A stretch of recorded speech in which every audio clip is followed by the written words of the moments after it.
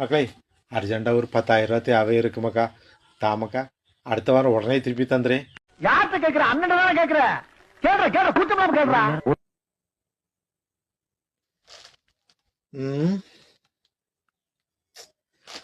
தம்பி, இப்ப நான் என்ன யோசிக்கிறோம்னா, நான் இப்ப ரூபா கொடுத்து வச்சுக்கியா, நீ கடனாளியா மாறிடுவ, கடன்காரன் ஆக்கிடுவ. உன்னை கடனாளியா பாக்கு என் மனம் இடம் கொடுக்கல தம்பி. அதான் யோசிச்சுட்டு இருக்கேன், கொடுக்கணுமா வேண்டாமா. நீ கடனாளியாட்ட என் மனசு தாங்குமா? தாங்கிடா. இல்ல உனக்கு ஒன்றும் பிரச்சனைனா நான் என் மனசா கொதிக்கும்.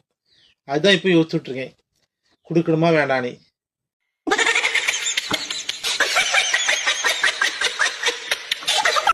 நேற்று தினம் பேசியது. வாழ்க்கையில ஒண்ணுமே இல்ல தம்பி. யாரு என்னத்தை கொண்டு போறா? போகும்போது யாராவது கொண்டு போறோமா? ஒரு மயிரம் கிடையாது. இருக்க வரைக்கும் நல்ல சந்தோஷமா வாழணும், 4 பேருக்கு உதவி செய்யணும். அதுதான் நம்முடைய வேலை. ஒருத்தர மாதிரி வச்சுக்கிட்டு இல்லைன்னு நான் சொல்ல மாட்டேன். யாராவது என்னிடம் அந்த உதவின்னு கேட்டா முதல்ல அவங்களுக்கு அந்த உதவியை செய்து கொடுத்துக்கிட்டு தான் என் மனசு சாந்தப்படும். என்கிட்ட இருந்தா உடனே நான் கொடுத்துருவேன் அப்படின்னு நீ அன்னைக்கு சொன்னாலாமக்கா, அதான் கேட்க வந்தேன். இன்னைக்கு இப்படி சொல்ற.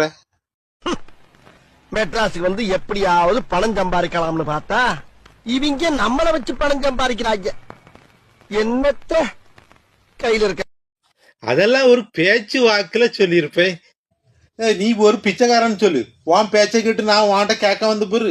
என் புத்திய செருப்பாலே அடிக்கணும். யாருக்கு நான் என்ன பாவம் செஞ்சேன்னே தெரியல. மழை வேற. தயாளி ஒருத்தனுக்கு 5 பைசா இட்டு ஈய மாட்டான். பேச்சு மட்டும் அப்பா.